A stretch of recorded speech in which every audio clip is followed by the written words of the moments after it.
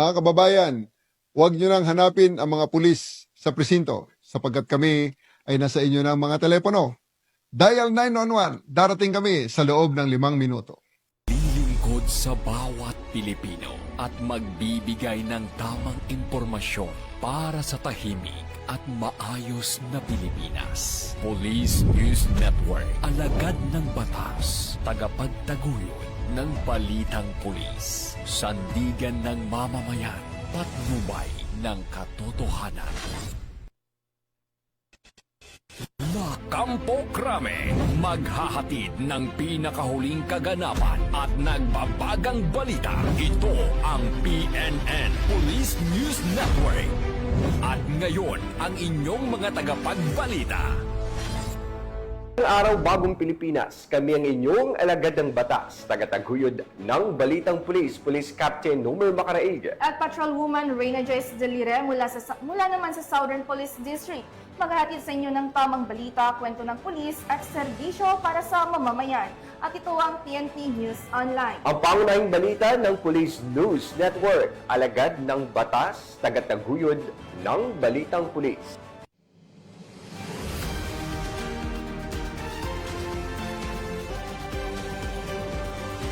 Narito ang mga balitang dapat niyong abangan.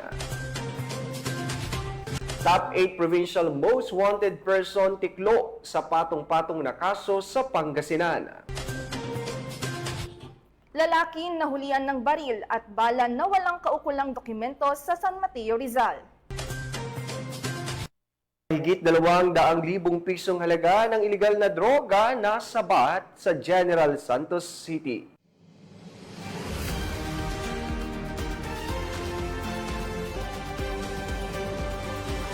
Ito ang mga balitang hatid ng ating PNN correspondent sa iba't ibang panig ng bansa.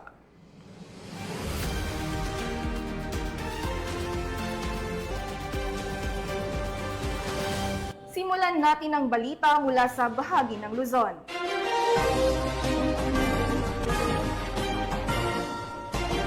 Timbog sa isinagawang magkahiwalay na operasyon ng 2 lalaking wanted person ng Warrant and Subpoena Section ng Las Piñas City Police Station dahil sa mga kasong panggagahasa at pagnanakaw sa Las Piñas. Ipinapakita nito ang gumagana ang sistema ng batas at may ginagawa ang mga otoridad upang panagutin ang may mga kasalanan. Ang paghuli sa mga taong may kasong panggagahasa at pagnanakaw ay nagbibigay ng pag-asa sa mga biktima na makamit nila ang hustisya. Patrolwoman Meritoni Veva sa ulat. Sa magkasunod na operasyon ng Warrant and Subpoena Section ng Las Piñas City Police Station ay naaresto ang 2 nakalista bilang top most wanted person sa nasabing lungsod nitong Huwebes lang. Pasado 2:00 ng hapon sa Receiver Street, CAA BF International Village nang maaresto ang top 3 most wanted na si alias Edgardo, 60 anyos. Dahil sa kaso nitong rape at acts of lasciviousness na may kabuuang piyansang halaga na 380,000 pesos. Samantala, sumunod naman sa kulungan ang sales agent na akusadong si alias Zhao, 25 taong gulang, residente ng Barangay Talon 4 at tinaguri ang rank 6 most wanted dahil sa kasong theft na may inirekomendang piyansa na 120,000 pesos. Ito ay dahil sa bisa ng warrant of arrest na inisyu ng magkaibang korte laban sa 2 akusado na ngayon ay pansamantalang nasa kustodiya ng nasabing istasyon para sa tamang disposisyon habang hinihintay ang pagpapalabas ng commitment order mula sa korte. Mula dito sa Southern Police District, ako ang inyong PNN correspondent, Patrolwoman Meritoni Veva, alagad ng batas, tagataguyod ng Balitang Pulis.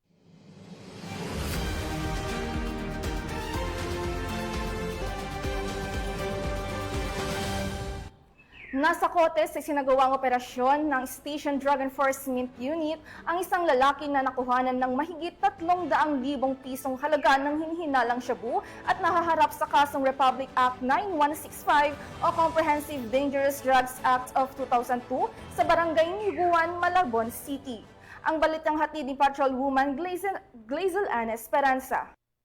Naaresto ng mga operatiba ng Station Drug Enforcement Unit ng Malabon City Police Station ang isang bagong tukoy na high-value individual na hinihinalang tulak ng iligal na droga sa isinagawang bypass operation sa barangay Niyugan, Malabon City. Kinilala ang suspect na si alias Jessril, 36 anyos. Sa ikinasang operasyon, isang poacher buyer ang nakipagtransaksyon sa suspect na nagresulta sa kanyang pagkakadakip. Nakumpiska sa kanya ang 6 na sachet na naglalaman ng hinihinalang shabu na may bigat na 54 grams at nagkakahalaga ng 367,200 pesos batay sa standard drug price. Ang pagkakaaresto sa suspect ay bahagi ng pinaigting na kampanya ng Northern Police District laban sa illegal na droga. Siya ay nahaharap sa kasong paglabag sa Section 5 at Section 11 ng Article 2 ng Republic Act 9165 o ang Comprehensive Dangerous Drugs Act of 2002. Mula rito sa Northern Police District, ako po ang inyong PNN correspondent, Patrolwoman Glacelan Esperanza, alagad ng batas, tagataguyod ng Balitang Pulis. Maraming salamat, Patrolwoman Esperanza. Balita naman mula sa Rizal, na aresto ang isang lalaki matapos mahulihan ng baril at mga bala sa isinagawang search warrant operation ng San Mateo PNP sa Barangay Banaba, San Mateo, Rizal. Patrolwoman Joanna May Rosario sa report. Laki ang naaresto at nakuhan ng baril at mga bala sa matagumpay na operasyon ng San Mateo Municipal Police Station. Isinagawa ng mga otoridad ang operasyon bandang umaga sa Barangay Banaba sa tahanan ng sospek na kinilala na si alias Bombay, 48 taong gulang, isang driver at residente ng nasabing barangay. Sa isinagawang paghahalughog, nakumpiska mula sa loob ng isang sling bag ang isang caliber 45, Armscore 1911 pistol, ilang bala ng caliber 45, isang magazine at isang holster. Kasalukuyang nasa kustodiya na ng San Mateo PNP ang sospek at nahaharap sa kasong paglabag sa Republic Act 10591 o Comprehensive Firearms and Ammunition Regulation Act. Patuloy ang kampanya ng Rizal PNP laban sa mga iligal na armas bilang bahagi ng kanilang layunin na panatilihin ang kapayapaan at kaayusan sa komunidad. Mula dito sa Calabarzon, ako ang inyong Police News Network Correspondent, Patrolwoman Joanna May C. Rosario, alagad ng batas, tagataguyod ng Balitang Pulis. Maraming salamat, Patrolwoman Rosario. Naging makabuluhan ng isinagawang 2-day Barangay Peacekeeping Action Team Enhancement Training na nilakuhan ng mga BPATs mula sa 10 barangay na may layuning palakasin ang kanilang kaalaman, kakayahan sa pagpapanatili ng kapayapaan at kaayusan sa komunidad. Nakikibalita dyan si Patrolwoman Charlene Rose Gumangan. Ng Asipulo Municipal Police Station ang 2 days Barangay Peacekeeping Action Teams Enhancement Training noong Hunyo 25, 26, 2025 sa 2nd floor BFP Conference Hall na Duntug, Asipulo, Ifugao. Nilahukan ang aktibidad ng mga miyembro ng BPATs mula sa 10 na barangay ng Asipulo na layuning palakasin ang kanilang kaalaman at kakayahan sa pagpapanatili ng kapayapaan at kaayusan sa kanilang komunidad. Pinangunahan ang pagsasanay ni Police Captain Lorna B. Butak, Acting Chief of Police ng Asipulo Municipal Police Station, katuwang ang Municipal Local Government Unit ng Asipulo sa pamumuno ni Honorable Archie Liquindo. Nagbigay ng mga lektura at pagsasanay ang iba't ibang unit ng kapulisan at mga kaugnay na ahensya, kabilang ang Explosive and Ordnance Division, Highway Patrol Group, Bureau of Fire Protection, 1st Provincial Mobile Force Company, Ifugao, at iba pang ahensya ng may kinalaman sa seguridad, kaligtasan at kaayusan ng komunidad. Nagsagawa rin ang 1st PMFC Ifugao ng mga demonstration ukol sa tamang paraan ng disarming techniques at unarmed self-defense upang maipakita ang mga praktikal na kaalaman na maaring gamitin sa aktwal na sitwasyon sa barangay. Bilang bahagi ng aktibong partisipasyon, isinagawa ng mga kalahok ang return demonstration kung saan kanilang ipinamalas ang mga teknik at kaalamang kanilang natutunan sa nasabing pagsasanay. Ang gawaing ito ay naglalayong masiguro na hindi lamang nila naunawaan ang mga konsepto ito sa teorya, kundi na isa sa buhay din nila ito sa praktikal na paraan. Ito ay mahalagang hakbang upang masukat ang kanilang kahandaan at kapasidad sa pagtugon sa mga insidente sa kanilang komunidad. Sa pamamagitan ng aktwal na pagsasanay, mas naipapakita ang kahalagahan ng BPATS bilang katuwang kapulisan sa grassroots level. Tiwala ang Asipulo Municipal Police Station na sa pamamagitan ng patuloy na pagsasanay at pagpapalakas sa mga BPAT, mas magiging epektibo ang pagpapatupad ng batas, pagpapanatili ng kapayapaan at pagbibigay ng agarang tugon sa mga insidente sa barangay. Mula dito sa bayan ng Asipulo, Ifugao, ako ang iyong PNN correspondent, Patrolwoman Charlene Rose Kumangan, alagad ng batas, tagataguyod ng Balitang Pulis. Maraming salamat, Patrolwoman Gumangan. Tiklo ang 48 anyos na lalaki matapos maaktuhan ng mga tauhan ng Manila Police District na nagsasagawa ng iligal na aktibidad, partikular na ang pot session sa isang iskinita sa Tondo, Manila. Patrolwoman Abigail Rojas sa report. Naaresto ng mga tauhan ng MPD Police Station 1 ang suspect na kinilalang si alias Toper, 48 taong gulang na isang truck helper at residente ng Barangay 142 Balutondo, Manila. Ayon sa pulisya, namataan nila si alias Toper sa isang eskinita na nagsasagawa ng iligal na aktibidad habang regular na nagpapatrolya sa paligid ng isang gusali. Sa isinagawang body search, na-recover mula sa suspect ang isang pakete ng hinihinalang shabu na may timbang na 0.2 gramo. Ipinaalam sa suspect ang kaukulang kasong isasampalaban sa kanya sa ilalim ng Republic Act 9165 o mas kilala bilang Comprehensive Dangerous Drugs Act of 2002. Siya rin ay pansamantalang nakakulong sa MPD Police Station 1 Custodial Facility. Mula dito sa Manila City, ako po ang inyong PNN correspondent, Patrolwoman Abigail Rojas, alagad ng batas, tagataguyod ng Balitang Pulis. Maraming salamat, Patrolwoman Rojas. Napasakamay na ng mga otoridad ang tinaguriang top 8 provincial most wanted person na may patong-patong na kaso sa bisa ng warrant of arrest sa Barangay Baybay, Aguilar, Pangasinan.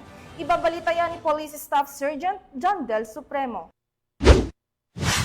Naaresto ng Aguilar PNP ang isang itinuturing na top 8 most wanted person provincial level at top 1 sa municipal level sa Barangay Baybay, Aguilar, Pangasinan noong 25 taong 2025. Kinilala ni Police Major Mark Ryan C. Taminaya, officer in charge ng Aguilar Police Station, ang akusado na si alias Paleng, 43 anyos at isang company driver na residente ng nasabing barangay.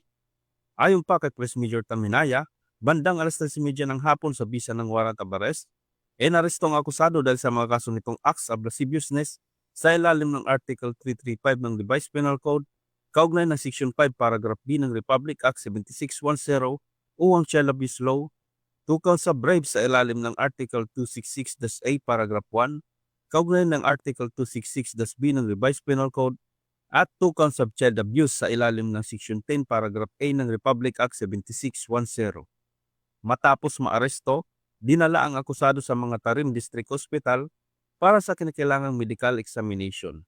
Sa kasalukuyan, siya ay nasa kustodiya ng Aguilar Police Station para sa disposisyon at naghihintay ng commitment order mula sa korte.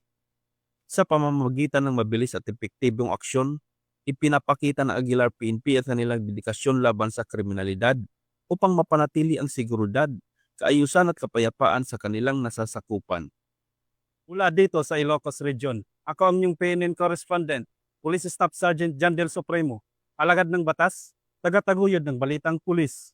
Maraming salamat, Police Staff Sergeant Supremo. Tunghayan naman natin ang mga balita mula sa Visayas.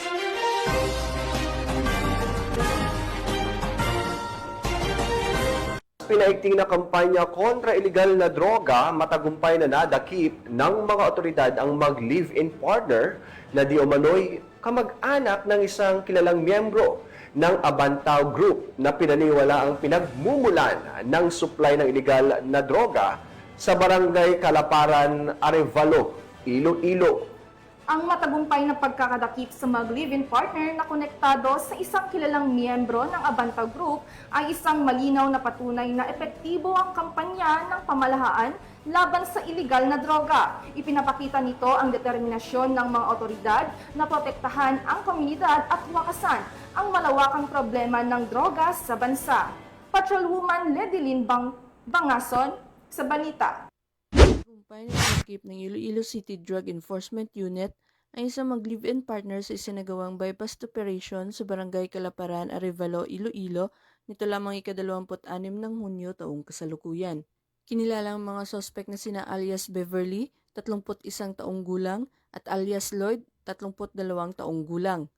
Ayon sa kapulisan, si alias Lloyd ay umano'y kaanak ni Jovan Abantao ng kilalang Abantao Drug Group na pinaniniwalaang pinagmumula ng supply ng iligal na droga sa lugar. Ang nasabing operasyon ay pinangunahan ni Police Captain Ryan Chris Inot, officer in charge ng Iloilo City Police Station 4, nasamsam mula sa mga sospek ang 4 na sachet ng hinilaang shabu at 2 malalaking sachet ng parehong uri ng iligal na droga na may tinatayang halagang 476,000 pesos batay sa standard drug price. Nasa kustudiya na ngayon ng pulisya ang mga sospek para sa dokumentasyon ng pagsasampa ng kaukulang kaso. Ang mabilis at epektibong aksyon na ito ay patunay na matibay na pamumuno ng ating kapulisan sa pagtugis sa mga nasangkot sa kalakaran ng iligal na droga at ng patuloy na dedikasyon ng PNP sa kampanya laban sa kriminalidad at sa pangangalaga sa kapayapaan at kaayusan sa komunidad. Mula dito sa Police Regional Office 6, ako ang inyong Police News Network Correspondent, Patrolwoman Ledilyn Bansagon, alagad ng batas, tagataguyod ng Balitang Pulis. Maraming salamat, Patrolwoman Bansagon. Nasabat ang 170,000 pisong halaga ng shabu mula sa isang lalaki sa isinagawang bypass operation sa Barangay Eastern Poblasyon sa Almorique, Bohol. Alamin ang buong detalye ng balita mula kay Patrolwoman Annalyn Canoog. Timbog ang isang lalaki matapos itong mahulihan ng 170k na halaga ng pinaghihinalaang shabu. Sa isang bypass operation isinagawa ng mga operatiba ng Albuquerque Municipal Police Station sa Purok 6, Barangay Eastern Poblasyon, Albuquerque, Bohol. Alas 10:50 ng gabi dito lamang ka-25 ng Hunyo sa taong kasalukuyan. Kinilala ni Police Captain Jose Leander Velasquez, officer in charge ng Albuquerque Municipal Police Station, Bohol Police Provincial Office ang suspect na si Jose, 22 anyos, residente na Purok 2, Barangay Mansasa, Tagbilaran City, Bohol. Nakuha mula sa suspect ang 5 pakete ng hinihinalang shabu na may kabuang na timbang na 25 na gramo at may tinatayang halaga na 170,000 pesos. Isang pouch, Realme na cellphone, Suzuki Rider at bypass money. Kasong paglabag sa Section 5 at 11, Article 2 ng RA 9165 o Comprehensive Dangerous Drugs Act of 2002. Ang kakaharapin ng suspect na kasalukuyang nakadetain sa nasabing tanggapan. Sa ating bayan po dito sa Albuquerque, Bohol, isang binata po na taga-Tagbilaran City ang ating nasabat at nakuhaan po ng 170k worth of suspected shabu o more or less 25 grams sa ating isinagawang bypass operation pasado alas 10 ng gabi noong June 25, 2025. Nananawagan po ako sa ating lahat ng ating mga kababayan dito po sa ating bayan ng Albuquerque, Bohol na sama-sama po nating puksain ang problema ng iligal na droga. Kung may nais po kayong i-report sa ating himpilan, bukas po ang ating opisina 24/7.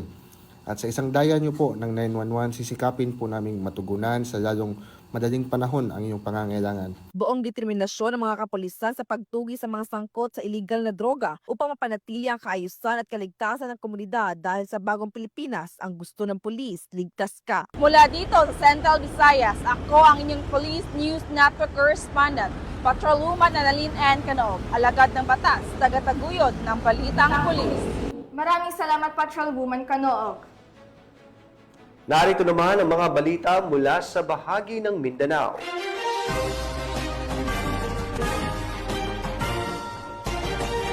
Abot sa 200,000 pisong halaga ng shabu ang nasabat ng mga otoridad mula sa isang lalaki sa isinagawang search warrant operation sa Panabos City. Ang mga ganitong tagumpay ay nagbibigay ng lakas ng loob at pag-asa sa mga mamamayan na mayroong mga otoridad na tunay na nagmamalasakit sa kanilang kapakanan at kaligtasan sa huli.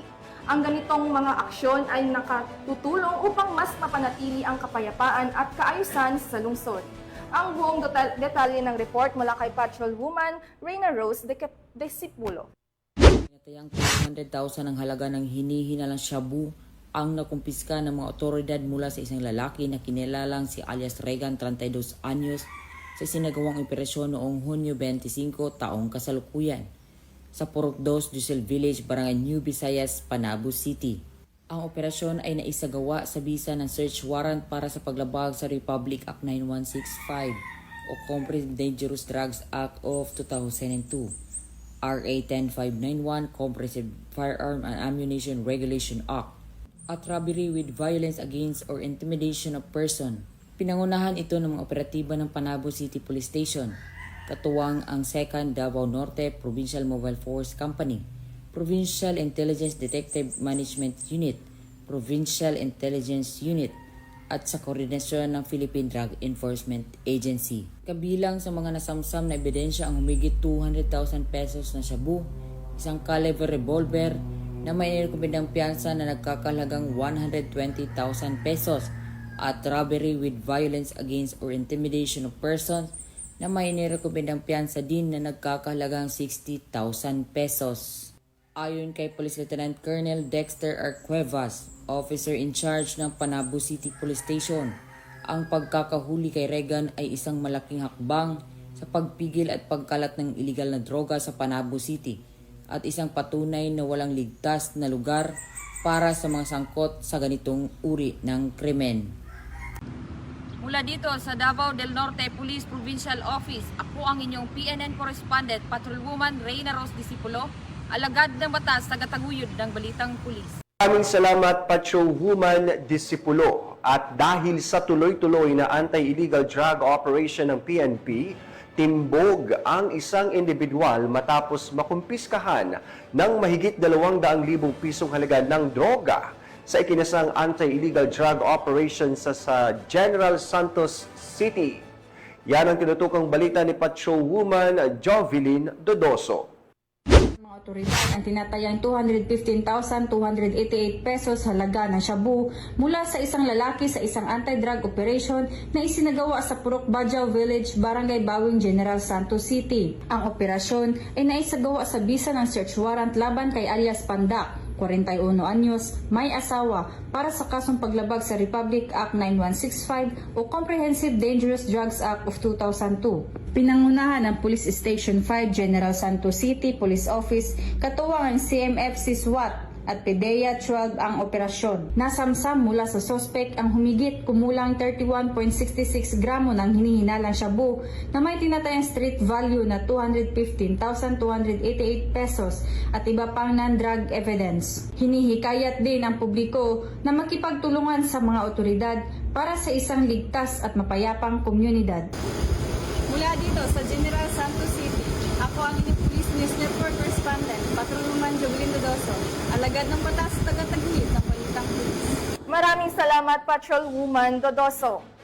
Naging matagumpay ang pagtatapos ng Public Safety Basic Recruit Course Class 2024-01 Bagsik Diwa sa isang graduation ceremony na ginanap sa Camp Brigadier General sa Lipad at Cape Pendatun, Parang, Maguindanao del Norte. Narito ang magandang balita mula kay Patrolwoman Maricris Algabre. Naging matagumpay ang isinagawang Public Safety Police Basic Recruit Course Batch 2024-01 Class Alpha to Echo Bagsik Diwa Graduation Ceremony sa pamumuno ni Police Brigadier General Jason C. D. Guzman, Probar Regional Director sa Camp Brigadier General sa Lipada kay Pindaton, Parang, Maguindanao del Norte. Nito lamang ika-26 ng Hunyo taong kasalukuyan. Dumalo sa naturang seremonya si Police Major General West Raimundo D. Obenki, Director ng National Police Training Institute na nagsilbing panauhing pandangal. May kabuuang 252 ang nagsipagtapos na kinatawan ng 34 na kababaihan at 218 na kalalakihan. Binigyang parangal din ang top 1 hanggang top 3 na nakakuha ng matataas na marka sa buong klase at leadership award naman sa Class Battalion Commander. Labis naman ang tuwa ng bawat pamilya ng nagsipagtapos sa bagong karangalan na napagtagumpayan ng kanilang mga mahal sa buhay. Ipinahayag naman ni Police Major General Obenque ang kanyang mainit na pagbati sa mga nagsipagtapos at sa kanilang mga pamilya. Pinayuhan din niya ang mga ito na laging itaguyod ang pangunahing gampanin bilang isang kasapi ng Philippine National Police at palaging maglingkod ng may integridad, karangalan at katarungan. Mula rito sa Rio ng Bangsamoro, ako ang inyong Police News Network Correspondent, Patrolwoman Maricris Algabre, alagad ng batas, tagataguyod ng balitang pulis. Maraming salamat, Patrolwoman Algabre. At yan ang mga balitang nakalap ng ating PNN correspondents mula Luzon, Visayas at Mindanao.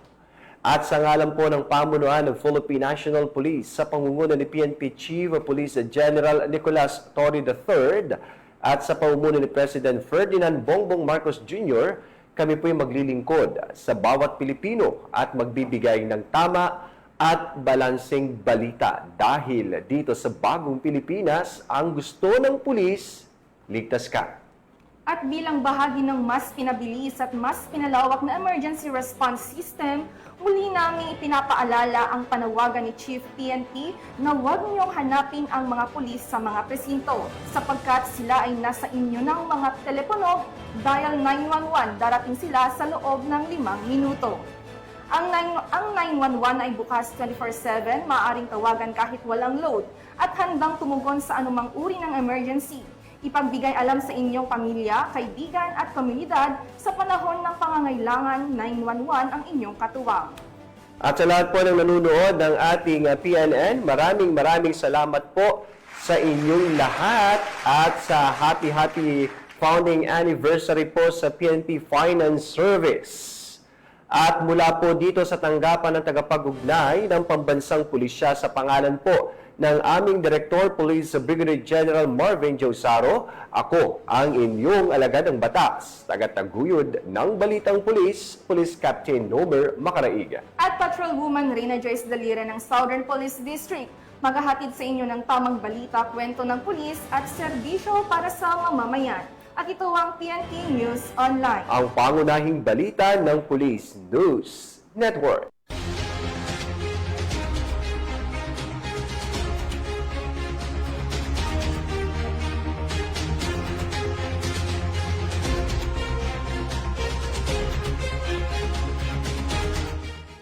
Police News Network, alagad ng batas, tagapagtaguyod ng balitang pulis.